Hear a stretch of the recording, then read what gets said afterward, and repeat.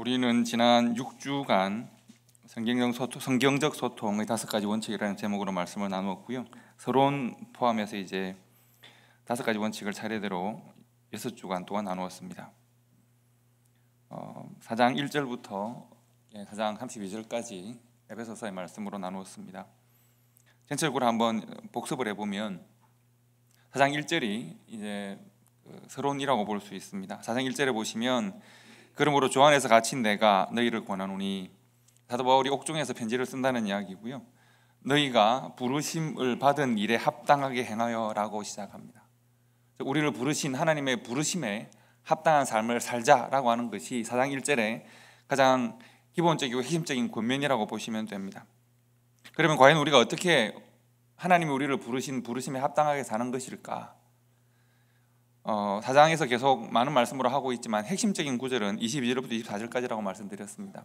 4장 22절부터 24절까지 너희는 유혹의 욕심을 따라 썩어져가는 구습을 따르는 옛 사람을 벗어버리고 오직 너희의 심령이 새롭게 되어 하나님을 따라 의와 진리의 거룩함으로 지으심을 받은 새 사람을 입어라. 옛 사람을 벗고 새 사람을 입는 이것이라고 말했습니다. 그래서 에베소서 4장의 전개는 그렇습니다. 부르심에 합당한 삶을, 하나님이 우리를 부르신 그 부르심에 합당한 삶을 삽시다. 어떻게 물어보면 옛 사람을 벗어버리고 새 사람을 입읍시다. 유혹의 욕심을 따라 썩어가는 구습을 쫓는 옛 사람을 내려놓고 하나님을 따라 의와 진리의 거룩하심으로 지으심을 받은 새 사람을 입읍시다 입니다. 이것이 4장 22절, 23절, 24절의 말씀이고요. 그리고 25절부터 새 사람을 그럼 어떻게 입을까요? 라고 묻는다면 새 사람을 입는 일에 대하여 25절부터 32절까지가 나옵니다. 5가지로 나오는데 저는 그걸 소통의 관점에서 말씀을 함께 생각했었습니다. 우리가 옛 사람을 벗어버리고 새 사람을 입는 하나님의 부르심에 합당한 삶을 사는 일을 한마디로 요약하면 거룩함이라고 말할 수 있습니다. 하나님의 거룩함을 따라가자인데 어떻게 그럼 우리가 하나님의 거룩함을 본받을 수가 있을까? 그래서 5가지를 소통의 관점에서 말씀을 나누었습니다. 첫 번째는 25절의 말씀입니다. 우리 성경 한번 펴보실까요? 에베소서 4장 25절을 읽읍시다. 다 같이 읽습니다. 시작. 그런즉 거짓을 버리고 각각 그 이웃과 더불어 참된 것을 말하라. 이는 우리가 서로 지체가 됨이라. 아멘. 여기서 거짓을 버리고 참된 것을 말해야 된다고 했습니다. 무엇을 거짓이고 무엇이 참된 것입니까? 여기서 말하는 거짓을 거짓말 아닌 모든 것을 참된 것, 이렇게 생각하지 마시라고 말씀드렸습니다. 우리가 알고 있는 수많은 사실이라고 여기는 수많은 것들은 사실은 사실이 아닐 수도 있습니다. 때로는 사실이 우리를 괴롭히는 거짓을 좀 더 포장하는 것일 수도 있습니다. 우리가 말해야 되는 참된 것은 구원에 관한 것, 복음에 관한 것입니다. 하나님께서 우리를 사랑하시고 우리를 지으시고 우리를 구원하시고 하나님의 뜻은 무엇이고 우리가 어떻게 살아야 하고, 이것이 우리가 나눠야 될 참된 것, 즉 하나님이 우리에게 주시는 말씀은 참된 것입니다. 그래서 하나님이 우리에게 주신 말들로 서로 교통하자, 하나님께서 우리에게 맡기신 말들로 서로 교통하자는 말씀이 첫 번째 소통의 원칙입니다. 사실은 하나님이 우리에게 당부하신 말씀만 가지고 살기에도, 그것만 나누기에도 시간이 부족하고 공간이 부족한데, 우리가 너무나도 많은 세상의 이야기들로 그랬다더라와 저랬다더라 이야기로 우리가 우리의 관계의 공간을 메울 때가 많습니다. 그래서 거짓된 것들을 내려놓고 하나님이 내 마음과 입술에 주시는 하나님의 뜻에 대하여 이야기합시다. 이것이 첫 번째 소통의 원리입니다. 두 번째 소통의 원리는 26절과 27절의 말씀인데 다 같이 읽읍시다. 시작. 분을 내어도 죄를 짓지 말며 해가 지도록 분을 품지 말고 마귀에게 틈을 주지 말라. 감정에 관한 이야기입니다. 오늘 사람에게는 하나님을 닮은 성품 가운데 수많은 감정들이 있습니다. 그 중에서 부정적 감정들이 특별히 있습니다. 물론 긍정적인 감정 중에서도 우리가 조심해야 될 감정이 많습니다만, 그러나 분노 같은 경우 혹은 염려와 두려움 같은 경우에 대표적인 부정적 감정들입니다. 이러한 부정적 감정에 우리의 소통을 맡기지 말라는 겁니다. 부정적 감정의 배에 우리 소통의 메시지를 넣어서 서로 주고받지 말라는 것입니다. 왜냐하면 사탄은 바로 그 부정적 감정을 사용해서 우리의 소통을 깨뜨리고 소통을 무너뜨리고 관계를 혼란스럽게 합니다. 우리가 익숙하게 경험하는 일 아닙니까? 왜 그 좋은 말을 그런 방식으로 하십니까? 우리가 이런 말들 자주 하죠. 내가 일부러 그랬습니까? 내 뜻은 이런데, 내 중심은 이런데라고 말을 하지만 실은 우리가 잘못된 방식의 소통 때문에 상처를 주고받는 일은 많습니다. 주로 이제 다른 사람이 내게 어떻게 잘못된 방식으로 소통하는지에 대해서는 우리가 많이 지적하죠. 하지만 내가 잘못하는 것은 잘 보이지 않습니다. 그렇기 때문에 우리 자신들을 돌아봐야 할 텐데, 중요한 것은 부정적 감정에 우리가 전하고자 하는 소통의 메시지를 함께 전달하는 일은 사탄이 사용하기 쉬운 일이다, 사탄에게 휘둘리기 쉬운 일이다라고 경계하는 것입니다. 우리의 감정에는 경계가 필요합니다. 우리가 스스로 믿음과 말씀으로 우리의 감정의 경계를 잘 지켜내서 우리의 소통이 사탄의 손에 넘어가지 않도록, 성령 하나님이 우리의 소통을 지키시도록 우리가 잘 우리의 감정들을 잘 컨트롤하는 것은 중요합니다. 그래서 분을 내어도 죄를 짓지 않도록, 해가 지도록 분노의 감정에 사로잡히지 않도록, 마귀에게 우리의 감정과 소통의 키를 넘겨주지 않도록 하자. 그게 두 번째 소통의 원리입니다. 세 번째 소통의 원리는 도둑질하는 자는 이라고 나와 있습니다. 28절 말씀 다 같이 읽을까요? 28절 다 같이 읽습니다. 도둑질하는 자는 다시 도둑질하지 말고 돌이켜 가난한 자에게 구제할 것이 있도록 자기 손으로 수고하여 선한 일을 하라. 때로는 메시지보다 메신저가 중요할 때가 있습니다. 물론 메시지는 중요합니다. 우리가 무엇을 말하는가 하는 건 중요한데, 그런데 그 중요한 메시지가 그렇게 살지 못하는 사람의 입을 통해 전달될 때 메시지가 힘을 잃습니다.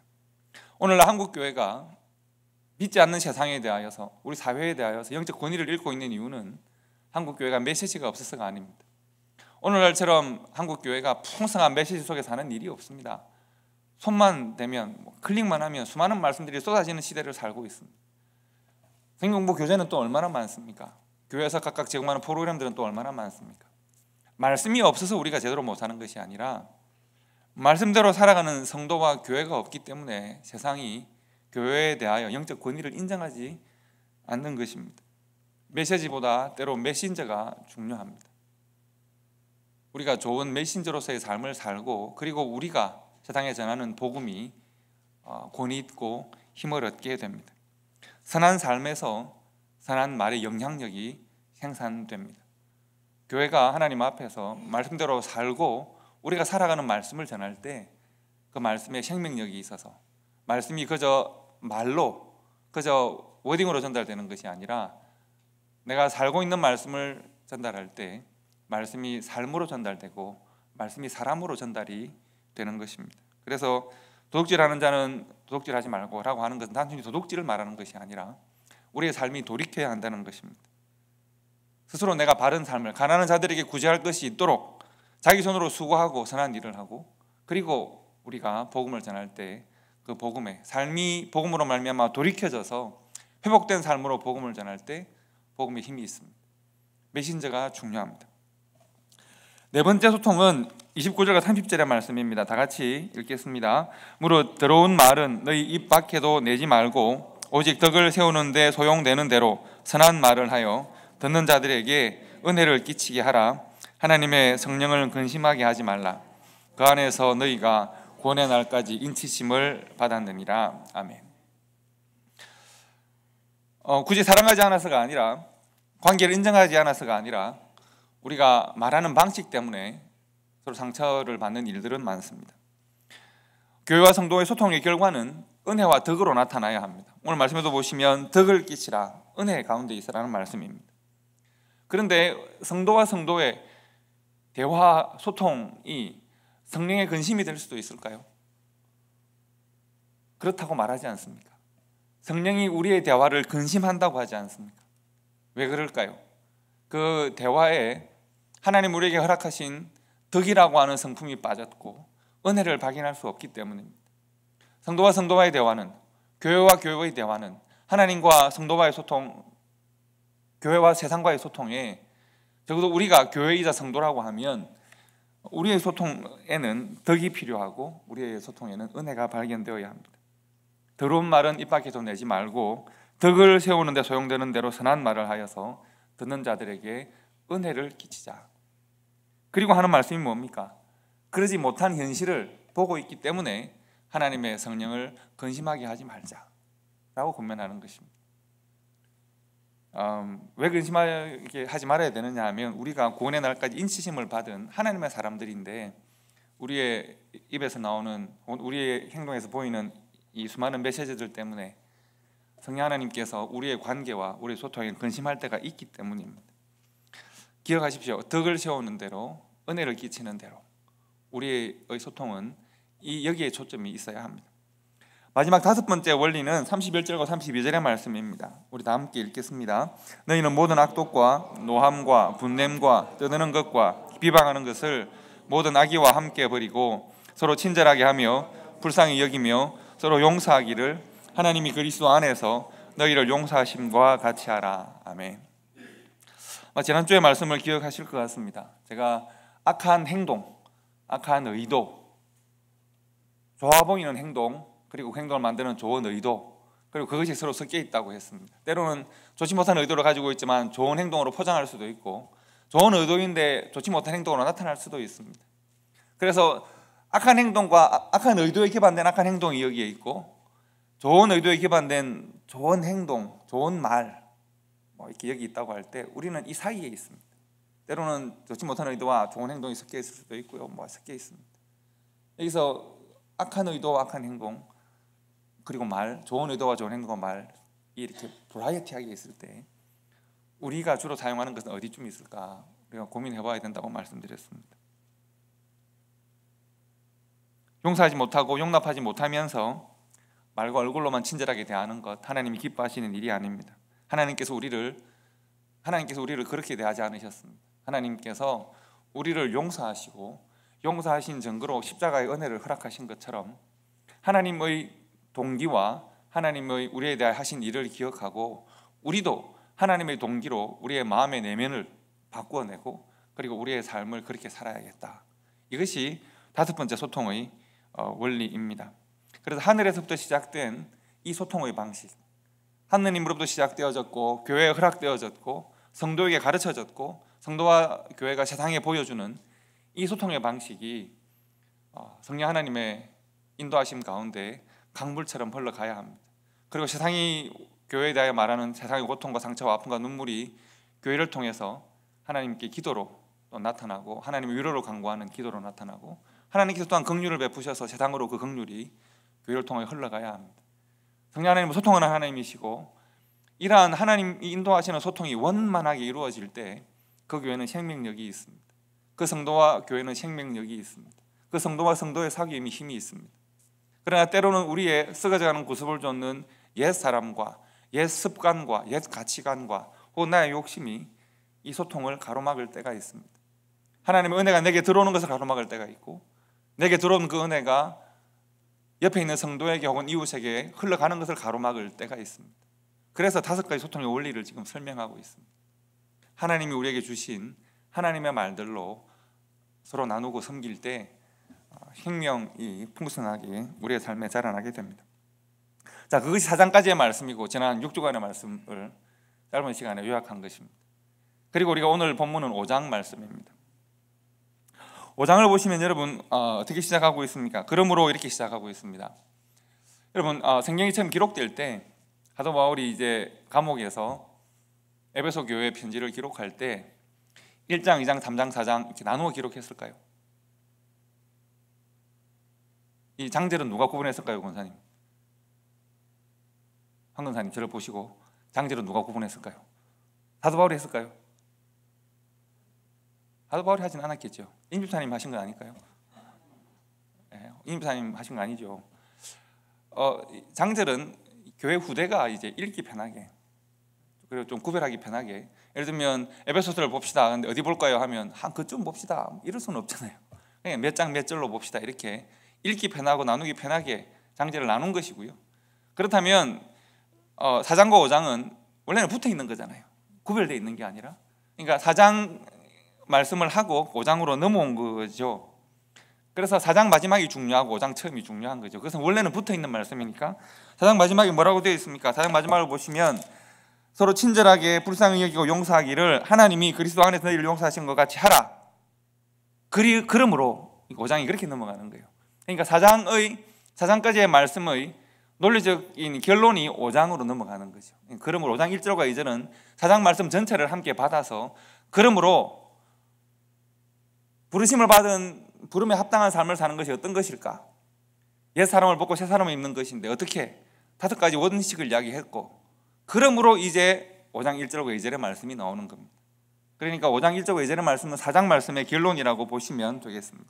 5장 1절과 5장 1절 2절 말씀을 한번 읽어봅시다. 다 같이. 오늘 본문의 말씀입니다. 한 번 더 읽겠습니다. 그러므로 사랑을 받는 자녀같이 너희는 하나님을 본받는 자가 되고 그리스도께서 너희를 사랑하신 것 같이 너희도 사랑 가운데서 행하라.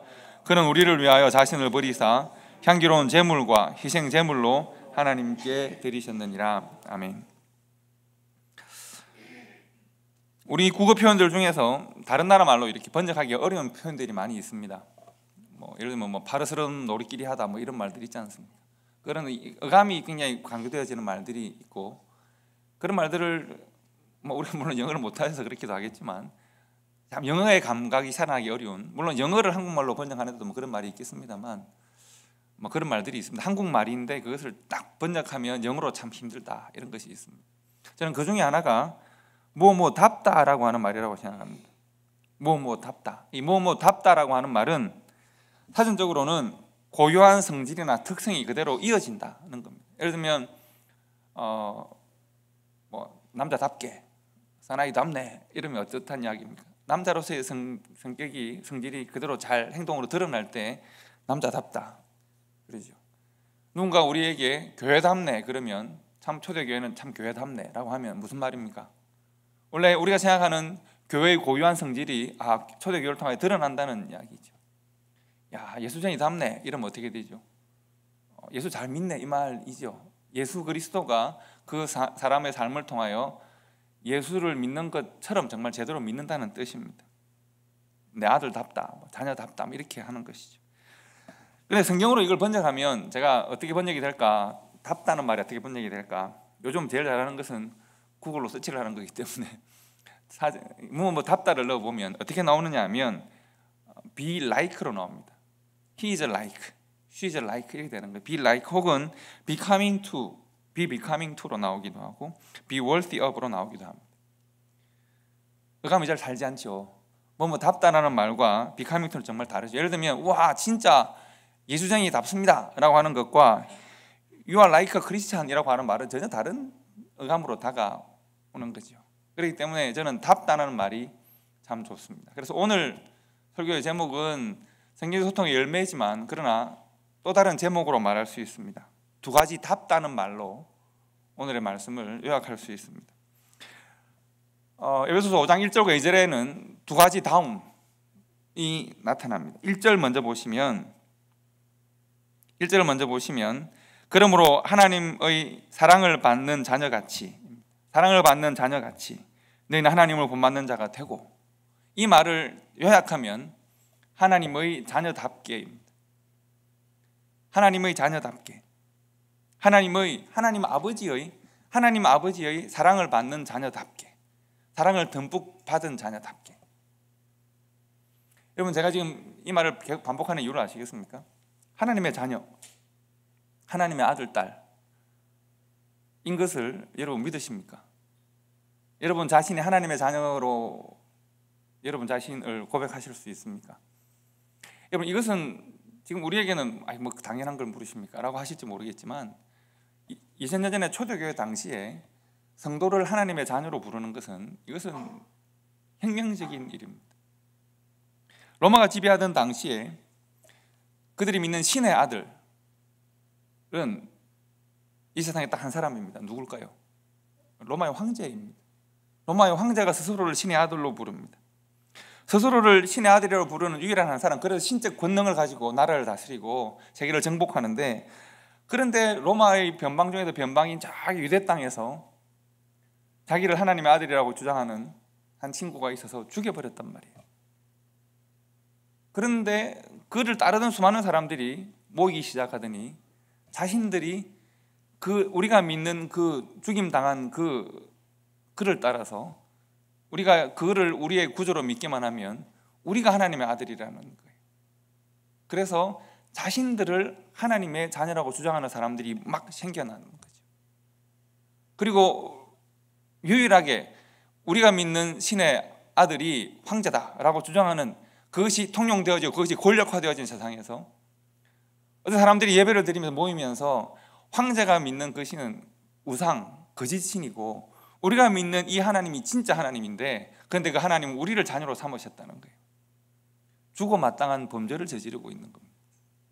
지금 우리가 너무나도 자연스럽게 우리가 하나님 자녀 믿으십니까? 그러면 여러분들이 그걸 뭐 이렇게 뭐 그런 걸 당연한 걸 이라고 하실지 모르겠지만 20년 전에는 이것은 고백하는 것만으로도 죽을 수 있는 일입니다. 오직 로마의 법에서 신의 아들은 오직 한 사람만이 신의 아들이라고 주장할 수 있어야 하는데 그런데 로마의 황제가 믿는 신을 부정하고 내가 믿는 신이 참된 신인데 그런데 나는 그의 자녀다. 그래서 로마가 만든 모든 법과 제도 아래에서 만들어 놓은 신분과 국경과 인종과 그 모든 차별을 다 부정하고 신분과 인종과 남녀의 모든 차별이 없이 예수를 그리스도로 믿기만 하면 우리는 하나님의 사랑받는 자녀입니다 라고 지금 고백하는 사람들이 생겼다는 겁니다. 여러분, 우리가 기독교적 용어에, 종교적 용어에 익숙하다 보니까 하나님의 자녀하면 그러려니 이렇게 지금 우리가 너무 익숙하게 은혜 가운데 살다 보니 말씀이 풍성한 시대에 살다 보니 그런가 보지요 이렇게 생각할지도 모르겠습니다만 1세기에는 그렇지 않았다는 거예요. 정말 중요한 단어입니다. 하나님의 사랑받는 자녀와 같이 누가? 에베소 교회 성도들인 내가 함부로 살지 말자는 거예요. 세상은 그런 말들을 하고 세상은 그렇게 행동하고 세상은 자기 욕심을 따라 살고 세상은 자기 이심을 따라 살고 세상은 오늘 하루하루 근근히 그렇게 다른 사람을 억누르고 살아가지만 우리는 하늘로부터 사랑을 받고 은혜를 공급받고 하늘에 우리의 삶의 뿌리를 내린 우리는 저 높은 사람들이에요. 그렇게 살지 말자라고 지금 말하는 것입니다. 그런 방식으로 소통하며 살지 말자. 그런 말들 나누고 아웅다웅하며 살지 말자. 우리는 하늘이 주신 언어로 하늘의 생명의 언어를 나누면서 살아야 되는 하나님의 자녀들이다. 이것이 정말 혁명적인 선언이자 정말 이건 놀라운 권면이라고 보시면 됩니다. 하나님의 사랑을 받는 자녀처럼 자녀답게 살자. 이것이 첫 번째 권면입니다. 두 번째 권면은 2절에 나오는데요. 2절에 뭐라고 되어 있습니까? 2절에 보시면 우리는 하나님의 사랑받는 자녀이고 또 그리스도께서 너희를 사랑하신 것 같이 너희도 사랑 가운데 생활하입니다. 두 번째 답계는 어떤 답계인가 하면 예수 그리스도의 십자가의 사랑을 받은 성도와 교회 답계입니다. 예수 그리스도의 십자가의 사랑을 받은 하나님이 그저 우리를 자녀로 삼으시고 사랑하신 것 놀라운 은혜입니다. 그리고 그 사랑은 어떻게 표현되어졌느냐 하면 예수 그리스도의 십자가의 사랑으로 표현이 되어졌습니다.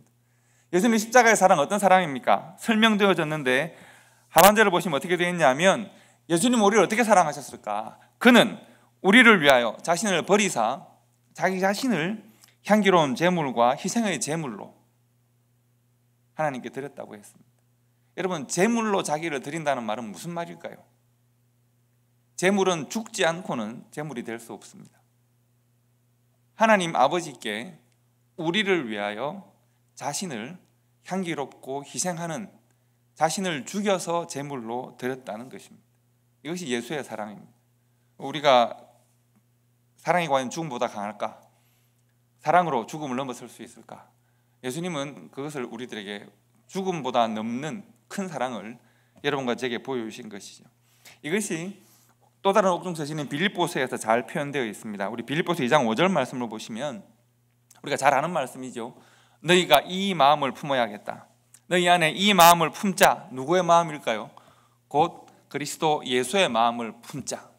예수는 어떤 분이실까요? 어떤 마음일까요? 그는 근본 하나님의 본체시나 하나님과 동등됨을 취할 것으로 여기지 않으시고 하나님이시지만 하나님의 자리에 머물러 있지 않고 자기를 비워서 종의 형체를 가지사 사람으로 내려오셨습니다. 사람의 모양으로 나타나셨습니다. 자기를 낮추십니다. 그리고 죽기까지 복종하십니다. 즉 예수님은 자신을 내려놓으신 분입니다. 어떤 존재로 내려놓으셨을까요? 하나님으로서의 자신을 내려놓으시고 사람 가운데 가장 낮은 곳에 임하셨다는 것입니다. 가장 향기로운 제물이 스스로 되셨다고 했습니다. 한때 내려놓음이라는 말이 한국 교회에 대단히 유행한 적이 있었죠. 한 선교사가 시작하는 것이 내려놓음이 아니라 내려놓음의 시작은 예수 그리스도입니다. 예수님은 하나님의 뜻을 따라 순종하시고 이 땅 가장 낮은 곳에 자기를 내려놓으셨습니다. 낮아져서 천한 곳에 계셨기 때문에 냄새나고 더러운 것이 아니라 하나님은 그 내려놓으신 그 모습을 가장 향기로운 제물로 받으셨다고 했습니다.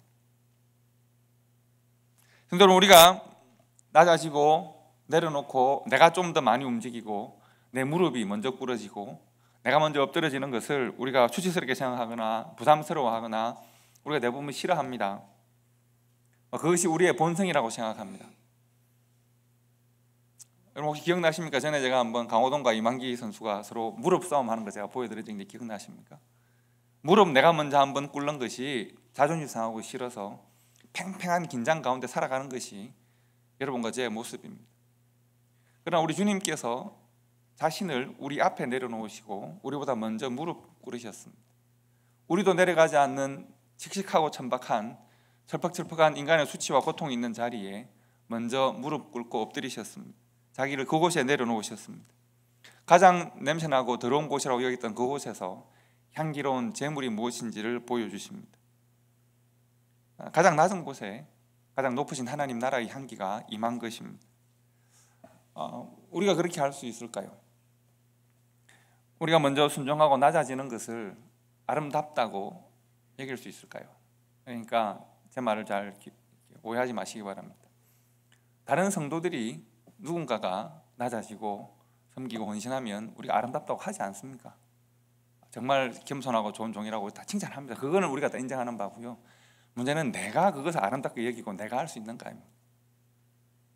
여러분, 내가 할 수 있을까요? 내가 낮아지고 내 무릎이 꿇었더니 그곳이 척척하고 꿇었더니 그곳에 냄새가 나는, 내가 그 일을 아름답게 여기고 한 번 하는 것이 아니라 두 번 하는 것이 아니라 그 일이 내 삶에 반복되더라도 주님께서 내게 먼저 하신 그 일을 본받아서 내가 그 일을 할 수 있을까요? 오늘 성경은 뭐라고 말을 하고 있느냐 하면, 하나님께서 우리를 사랑하셨던 그 사랑받는 자녀답게, 그리고 그리스도께서 너희를 사랑하신 것 같이 너희도 사랑 가운데서 그 일을 행할 수 있는지를 묻고 있습니다. 예수님은 자신을 드렸습니다. 버리고 내려놓았을 뿐만 아니라 희생 제물이 되셨다고 했습니다. 말씀드린 대로 십자가는 실은 제단입니다. 십자가는 예수 그리스도가 제물로 드려지는 제단의 역할을 합니다. 그러나 원래 그 십자가는 무엇이었습니까? 로마에 저항하면 과연 어떻게 처참하게 죽임당하는지를 보여주는 고통과 수치의 형틀입니다. 그래서 높은 곳, 그 도시의 가장 높은 곳에 십자가를 걸어두고 그곳에서 한 반란을 일으켰던 그 사람을 빨가 벗겨서 채찍으로 때려서 가장 수치스럽고 처참한 모습으로 걸어두어서 다시는 세상의 권력에 저항하지 말라, 꼭 경고하는 것이 십자가입니다. 그곳에 누가 스스로 올라갈까요? 스스로 올라갈 수 없는 곳입니다. 그러나 예수님께서 그곳에 자신을 향기로운 제물과 희생의 제물로 드리셨다고 했습니다.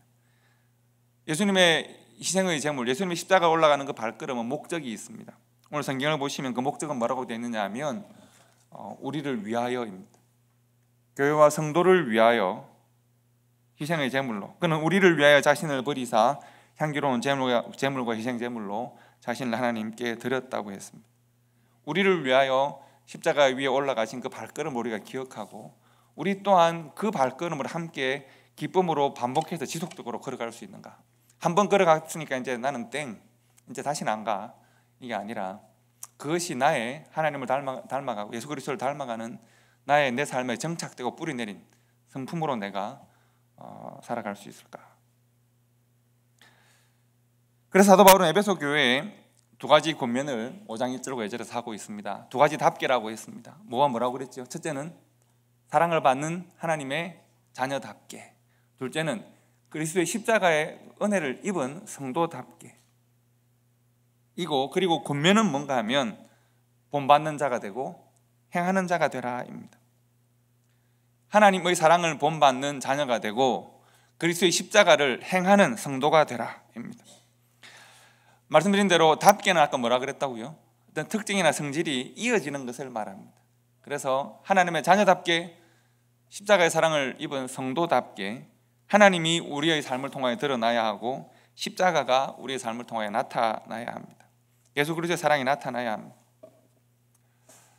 하나님의 사랑, 그리스도의 은혜, 이것이 나타나고 행해져야 이제 다운 성도, 다운 교회가 될 수 있는데, 그런데 그것이 그렇게 쉽지가 않은 모양입니다.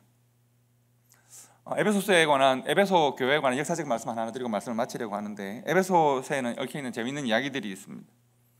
우리 에베소서를 읽으면 너무 이 말씀들의 복음에 익숙하고 우리가 오랫동안 말씀을 들어왔기 때문에 하나님의 자녀 그러면 뭐 당연하고 십자가의 사랑하면 뭐 별로 감동이 요즘은 없지 않습니까? 감동이 없지 않습니까? 감동은 여러분이 있습니까? 우리가 십자가의 사랑하면 너무 많이 들은 이야기잖아요. 아까 말씀드린 대로 하나님의 자녀 이러면 1세기에는 혁명적인 이야기인데 지금은 당연하지 뭐 생각을 할 수 있거든요. 그러나 이제 우리가 고민을 해보면 왜 하나님께 사도 바울을 통하여서 이 말씀을 이렇게 강력하게 주셨는가를 우리가 고민할 필요가 있습니다. 교회 역사에 의하면 에베소 교회는 누가 교회를 세웠을까요? 사도 바울과 선교팀의 사역의 결과 열매입니다. 그리고 이제 에베소 교회는 누가 목회를 시작합니까? 디모데가 목회를 했습니다. 디모데가 목회자로, 젊은 목회자로 파송을 받아 목회를 합니다. 그런데 디모데도 역시 서기의 역사에 의하면 이제 순교를 당합니다. 그 아데미 신을 섬기는 사람들에 의해서 순교를 당합니다. 그리고 일부 역사가 이야기하는 것은 사도 요한이 디모데의 초청을 받아서 그 말년 마지막 인생을 에베소 교회에서 보냈다고 합니다. 사도 요한은 그 예수님의 어머니 마리아를 모시고 살았다라고 일부 기록이 전하고 있습니다. 그에 대한 이야기가 하나 있는데 디모데가 순교당하고 난 다음에 목회자가 없을 때 사도 요한이 때로 이제 설교를 말씀을 전하는 때가 있었다고 합니다. 그는 설교할 때마다 이미 연로했기 때문에 오래 설교를 하지 못했지만 설교를 할 때마다 늘 반복하는 말은 사랑하는 자들아 우리가 서로 사랑하자를 계속 반복을 계속 했습니다. 그래서 듣다가 성도들이 참지 못해서 혹은 설교 준비를 안 하시는 것입니까? 왜 똑같은 말을 그렇게 계속 반복하십니까? 지난번에도 하셨고 앞에서 하셨고 이렇게 불평할 수 있잖아요. 그랬더니 사도 요한이 했던 말은 그 말이라고 합니다. 왜 내가 이 동일한 말을 반복하는가 하면 예수님은 우리에게 그렇게 말씀하셨으니까, 우리는 아직 따라가지 못하니까. 예수님은 우리에게 그것을 명령하셨고 우리는 아직도 그렇게 하지 못하고 있으니까 내가 말을 반복한다고 말했습니다. 이 말씀이 요한 1서 4장 7절과 8절에 사랑하는 자들아 우리가 서로 사랑하자. 사랑은 하나님께 속한 것이니 사랑하는 자마다 하나님으로부터 나서 하나님을 알고 사랑하지 아니하는 자는 하나님을 알지 못하나니 하나님은 사랑이시다. 이렇게 말씀을 전했던 기록으로 있습니다. 자, 여러분, 그러면 사도 요한이 전했다고 하는 이것이 하나의 설화로 만들어진 것인지 역사적 기록인지는 사실은 저는 잘 알지 못하겠습니다만, 그러나 사랑의 구면의 말씀은 있으니까 요한이 전했던 이 말씀을 하나님께서, 예수님께서 요한에게 가르치셨고 요한이 교회에 전했던, 또 요한 1서를 통하여 전했던 이 말씀을 에베소 교회가 잘 실천하고 하나님의 사랑, 받은 은혜를 서로 잘 나누는 삶을 살았을까? 요한계시록 2장 1절부터 5절까지 말씀을 보시면 아시아 7교회에 대한 예수님의 칭찬과 책망이 있습니다. 그 중에서 에베소 교회가 첫 번째 나옵니다.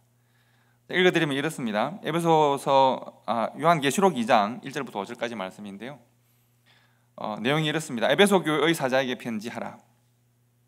내가 너희 행위와 수고와 너희 인내를 알고 또 악한 자들을 용납하지 아니한 것과 자칭 사도라 하되 아닌 자들을 시험하여 그의 거짓된 것을 내가 드러낸 것과 또 내가 참고 내 이름을 위하여 견디고 게으르지 아니한 것을 아노라 했습니다. 대단한 칭찬입니다. 두 가지를 칭찬한 겁니다. 하나는 이단을 잘 막아서 하나님의 진리의 말씀, 즉 신학을 잘 지킨 것을 칭찬한 것입니다. 또 하나는 당시에 수많은 시련이 있었고 당시 첫째는 그 네로 황제의 1차 박해가 크게 있었던 때입니다. 그렇기 때문에 수많은 성도들이 죽어갈 때 교회를 잘 지켜냈습니다. 그래서 신앙과 신학을 지킨 큰 공로가 있다는 것을 칭찬하고 있습니다. 그런데 칭찬을 받았지만 그러나 너를 책망할 것이 있나니 라고 시작합니다. 그러나 너를 책망할 것이 있나니. 여러분, 이 죽음의 시대에, 예수를 믿는 것만으로 죽음을 당할 수 있는 죽음의 시대에 신학과 신앙을 제대로 지켜낸 교회가 책망받을 것이 있을까요? 무엇을 책망하시느냐 하면 그러나 너를 책망할 것이 있나니 너의 처음 사랑을 버렸느니라. 그러므로 어디서 떨어졌는지를 생각하고 회개하여 처음 행위를 가지라. 만일 그리하지 아니하고 회개하지 아니하면 내가 너에게서 내 촛대를 그 자리에서 옮기리라. 뭘 잃었다고요? 사랑을 잃었습니다. 예수 그리스도를 처음 고백하고 믿을 때 그 불처럼 타올랐던 그리스도의 처음 은혜를 깨달았을 때, 내가 받은 사랑을 깨달았을 때 내가 정말 내 마음에 불일 듯이 일어났던 깨달았던 그 사랑을 나도 모르는 사이에 잃어버렸습니다. 뭐 하다가 말입니까?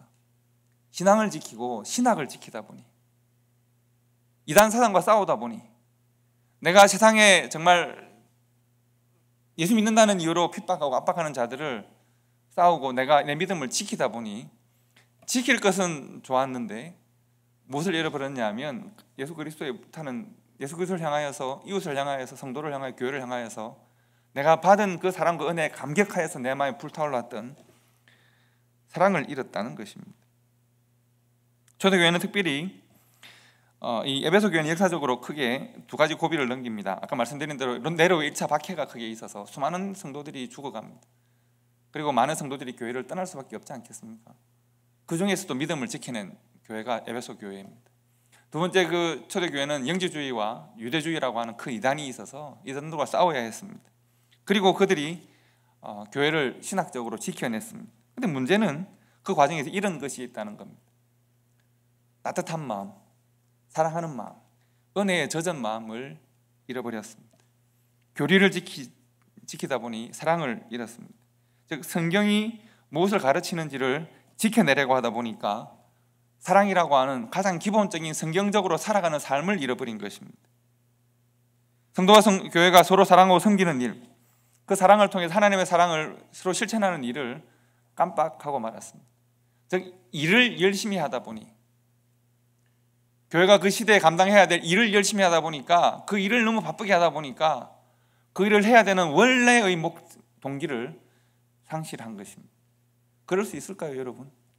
여러분, 그럴 수 있을까요? 아니, 내가 이렇게 믿음을 지키려고 노력하고 신학을 지키려고 노력하고, 그래서 이단과 싸우고 핍박하는 현실과 싸우고 믿음을 지키려고 노력하고, 주여 내가 이 믿음을 지키기 위해 목숨까지 버리겠습니다 하는데 내가 성도에 대한 사랑은 잃을 수 있을까요? 아니라고 생각하시는 분 이렇게 하시고, 맞다고 생각하시면 이렇게 한번 해보실랍니다. 그럴 수 있을 것 같습니다. 초대교회가, 에베소교회가 그랬던 것 같습니다. 열심히 했는데, 그래서 살아남았는데, 믿음을 붙들고 살아남았는데, 하나님이 우리에게 사랑을 주시고 믿음을 주실 때 주셨던 그 말씀이 우리에게 요구하는 바, 사랑을 잃었습니다. 예수님께서 사도 요한을 통해서 그들을 책망하십니다. 너희들이 처음 사랑을 버렸노라. 처음 해야 되는 일을 버렸노라.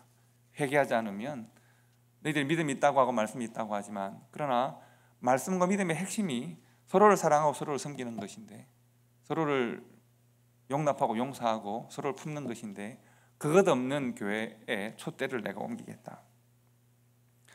사랑하는 자들아, 너희가 서로 사랑하고 서로 섬기고 서로 헌신하고 복음적 소통으로 서로를 나누는 일을 해야 한다라고 말씀하는 것입니다. 여러분, 성경이 무엇을 말하는가 아는 것은 정말 중요합니다. 성경이 무엇을 말하는가를 우리가 알아야 합니다. 그러나 그보다 더 중요한 것은 성경이 말하는 것으로 살아가는 일입니다. 성경이 말하는 것으로 살아야 성경의 소통이 하나님과 우리 사이에 있는 것이고, 우리가 세상과 소통할 수 있습니다. 오늘 본문에서 사도 바울은 에베소서 5장 1절과 2절에서 하나님을 아버지로 섬기는, 아버지로 고백하는 우리가 하나님의 사랑을 받는 자녀답게 살아가자. 십자가의 은혜로 구원받은 우리가 구원받은 자녀답게, 십자가의 흔적이 있는 자녀답게 살아가자. 다른 말로 하면 성경이 권면한 대로 살아갈 것을 권면합니다. 하나님을 본받고 예수님처럼 행하자. 본받고 행하자. 요약하면 이 두 가지 명령입니다. 5장 1절과 2절, 에베소 5장 1절과 2절을 요약하면 두 명령, 본받고 행하자. 어떻게 해요? 자녀답게 성도답게 본받고 행하자. 이것이 우리가 본받고 행할 때 이것을 하나님과 교회와 성도와 세상이 하나님과 교회와 성도와 세상이 복음으로 소통하고 있는 성령으로 소통하고 있는 열매라고 말할 수 있습니다. 뭐 할 때라고요? 본받고 행할 때 하나님의 자녀답게 아버지를 본받고 구원받은 성도답게 십자가를 행할 때 우리가 소통에 성공한 복음 소통에 성공한 교회와 성도가 될 수 있는 것입니다. 안타깝게도 에베소 교회는 이 일에 성공했을까요? 어려움을 겪었을까요? 에베소 교회는 어려움을 겪고 있다고 우리에게 말하고 있습니다. 이 일이 쉬우면 왜 어려움을 겪겠습니까? 여러분, 쉽지 않은 일입니다. 여러분과 제가 이 일을 쉽게 잘하고 있을까요? 그렇지 않습니다. 우리에게도 이 일은 여전히 어려운 일입니다. 그러나 우리가 이 일을 할 때 하나님께서 우리들에게 성령의 소통의 열매가 있는 교회와 성도로 우리를 인정하실 것입니다. 안타깝게도 초대교회는 때로는 실패하고 때로는 성공했지만 우리 또한 때로는 실패하고 성공하는 중에 있지만 그러나 우리가 노력해야 하겠습니다. 지치지 않아야 하겠습니다. 낙망하거나 포기하지 않아야 하겠습니다. 어떤 일에 말입니까? 사랑받는 자녀답게 아버지 하나님을 본받는 일에 십자가의 은혜를 경험한 성도답게 십자가의 길을 걸어가는 일에 지치지 않고 낙심하지 않고 이 길을 걸어갈 때 커서 교회가 아니라 하나님의 참된 교회로 우리가 성공해서 좋은 성도가 아니라 하나님 잘 믿는 성도와 교회로 우리가 살아갈 수 있게 되는 것입니다. 그때 우리가 참된 교회가 되고 세상의 어두움을 밝힐 수 있는 교회가 되고 그때 우리가 하나님을 드러내게 되고 그때 우리 성도의 삶을 통해 십자가가 드러나게 됩니다. 우리가 복음으로 소통하고 하나님의 뜻으로 살아가는 우리 아름다운 교회와 성도가 되어서 세상 가운데 하나님의 사랑받는 자녀가 사는 모습을 증가하고 십자가의 길을 걷는 성도의 모습을 증가할 수 있는 우리 아름다운 초대교회 성도들이 되시기를 주님의 이름으로 축복합니다. 기도하겠습니다.